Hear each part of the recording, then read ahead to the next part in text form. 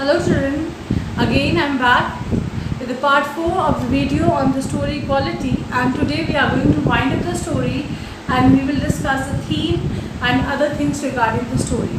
So let us quickly reach to the original text itself, page number 31, fourth paragraph, sorry. Oh, Mr. Chester, I said, sick at heart, how splendid your boots are. See, now the narrator is telling Mr. Chester, though he was feeling very sad inside his heart, and now he is telling Mr. Chester that he had prepared tremendous pair of boots, and he carried those boots, he had worn that boots throughout his stay abroad for past 1 year, and they are not even half damaged. He looked long at my boots, a pair of Russian leather, and his face seemed to regain steadiness. He had a long look at the boots, and after some time his face started gaining some readiness, some sense. His face started collecting some senses.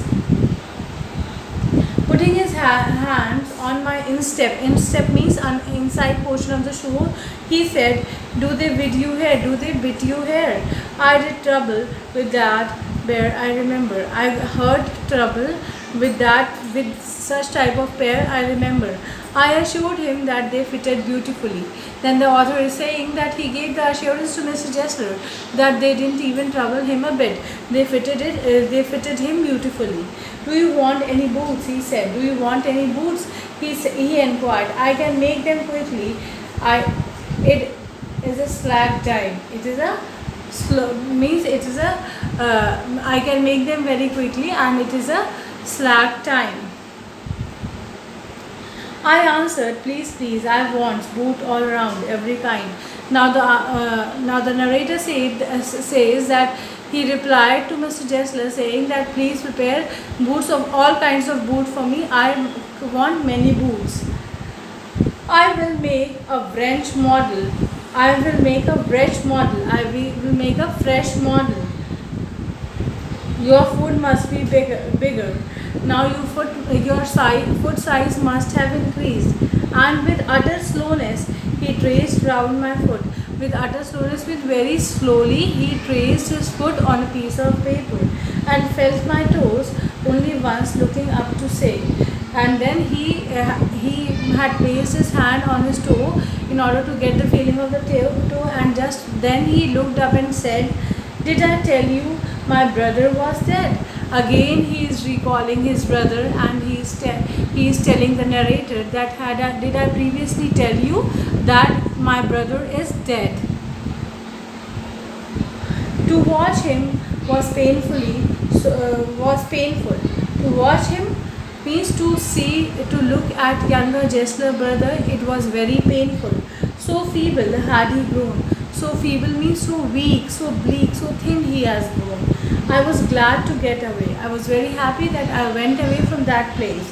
I had given those boots up. I had given those boots up means I did not expect him to prepare the order. When one evening they came, I did not expect him to prepare my order till I got them one evening. Opening the parcel, I set the 4 pairs out in a row. When I opened the parcel, I saw that there were 4 pair of boots in a row. Then one by one, I tried them on. Then slowly, one by one, I tried all of them. There was no doubt about it. There was no doubt about it. In shape and fit, in finish and quality of leather, they were the best he had ever made me. Now the quality of the shoe that has been prepared, the 4 pairs that the narrator had just received. Now the narrator says that they were the best.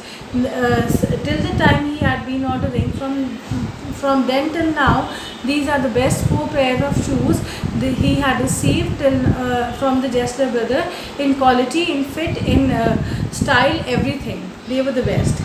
And in the mouth of one of the town walking boots, I found his bill. Town walking boots is a type of boots, and then in the mouth means inside the shoe, he found the bill. The amount was the same as usual. but it gave me quite a shock. The amount that was the bill that was there inside the shoe, the amount of it was quite same as it used to be previously, but this gave a shock to this man. He had never before sent it in till quarter day. He had never before previously, whenever the order was placed by by the author, they were never before sent till quarter day. I flew downstairs and wrote a check and posted it at once with my own hand. Then, as soon as he received the order, he went downstairs, wrote a check, signed a check for the amount that was mentioned in the bill, and then all at that very moment itself, he posted the check. A week later, passing the little street, I thought I would go in and tell him how splendidly the new boots fitted. A week later, after he had received his order, about just a week after that, he was passing that street in which the shop was owned by Jessler Brothers, and just then the thought came to his mind that he should go and tell younger Jessler brother that the shoe that he had prepared, the boot that he had prepared for him, fitted him quite splendidly. But when I came to where his shop had been, his name was gone. But then, at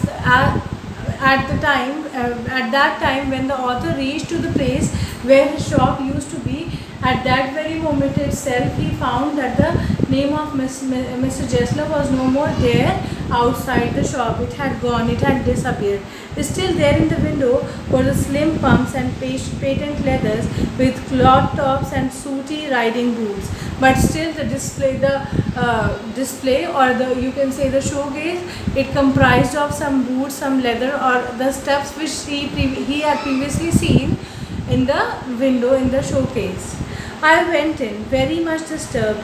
In the two little shops, again made into one, was a young man with the English face.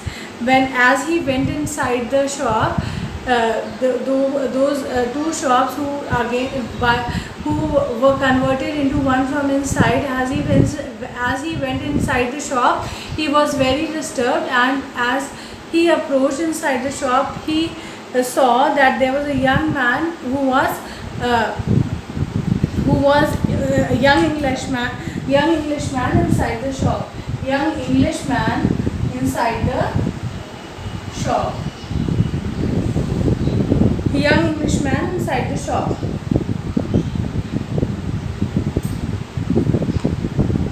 Young Englishman inside the shop. Mr. Jessler in, I said. Is Mr. Jessler inside? I inquired.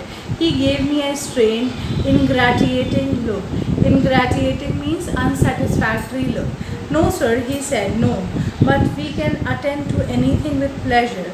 He's saying, no, Mr. Jessler is not inside, but I am telling you that we can also attend to anything very humbly. We have taken the shop over. Now we are the owner of the shop. We have taken the shop over. You have seen our name, no doubt, next door.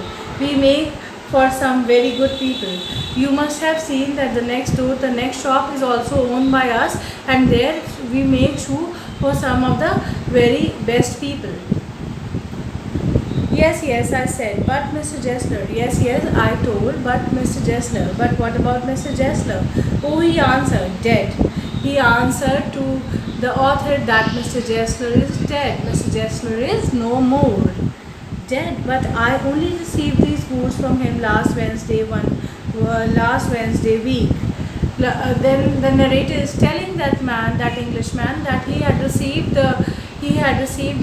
those pair of boots which he was wearing from Mr. Jessler only last past Wednesday. Ah, he said, a shocking. Go, poor old man starved himself. It was shocking, and poor man, Mr. Jessler, he had starved himself to death. He did not have enough to eat. That's why he died of hunger. Good God means humble God. Slow starvation means it was not a total starvation, rather it was a slow starvation. It started taking place long time back, and it progressed slowly towards death.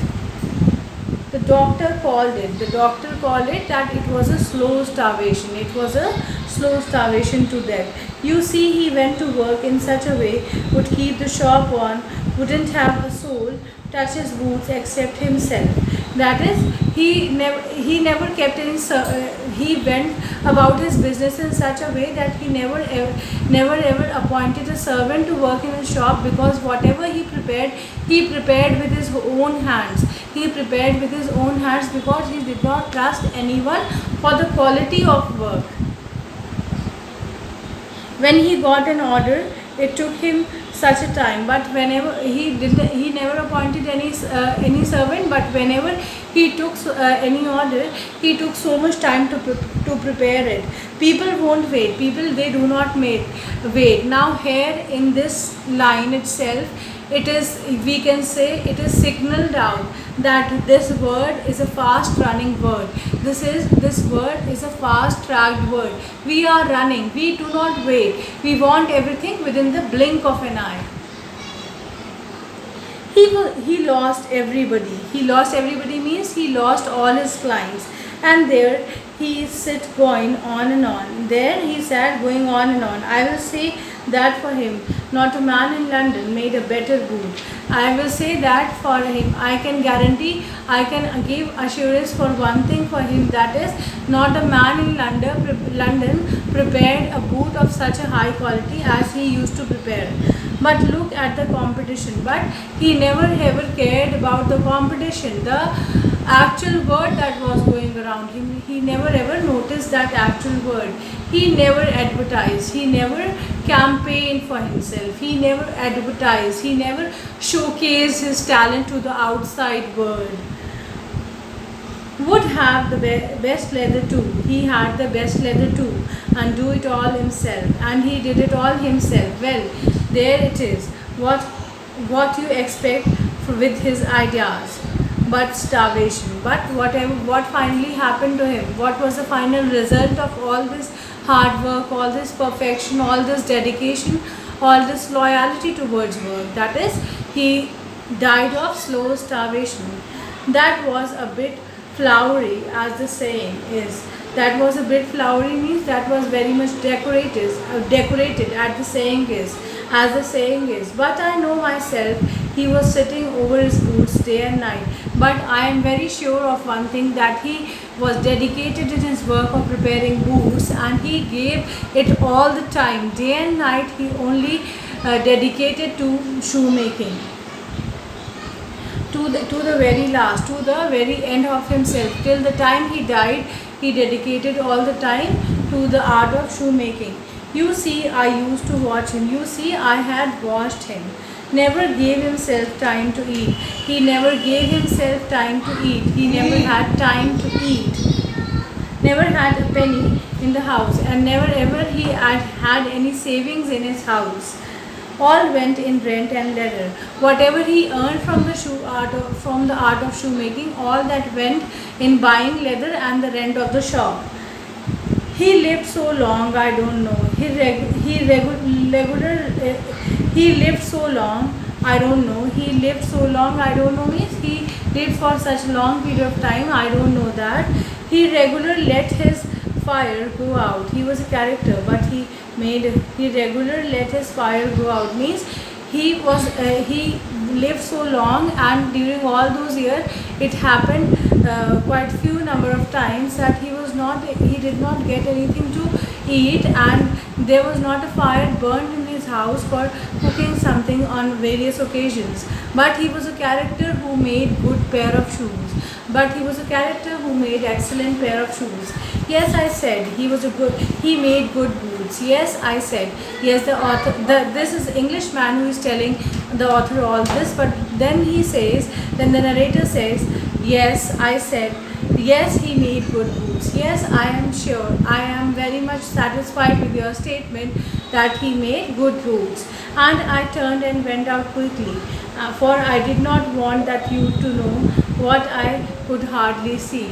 And then after telling this to that young gentleman that he prepared good boots, he went out quickly without even letting the gentleman understand what he felt inside his heart, the cold, that numbness that he felt inside his heart. He did not want that young gentleman to realize it, and this is where the story ends. So it brings before us the plight, the suffering of Mr. Jessler and his elder brother. Though they were very much sincere, dedicated, and you can say skilled in their profession, yet they could not survive in this world, which hardly cares about skilled people. We are most careful about quick fire, very quick things, rapid things. We just want everything within the blink of an eye. We cannot wait. That is why Mr. Jessler could not survive. Mr. Jessler and his art could not survive in the present world of competition. Now this is where I end. Now I'm going to end this video, and in my next video, that is part 5 of quality video, I will be back with the theme and the question and answers. Till then, goodbye.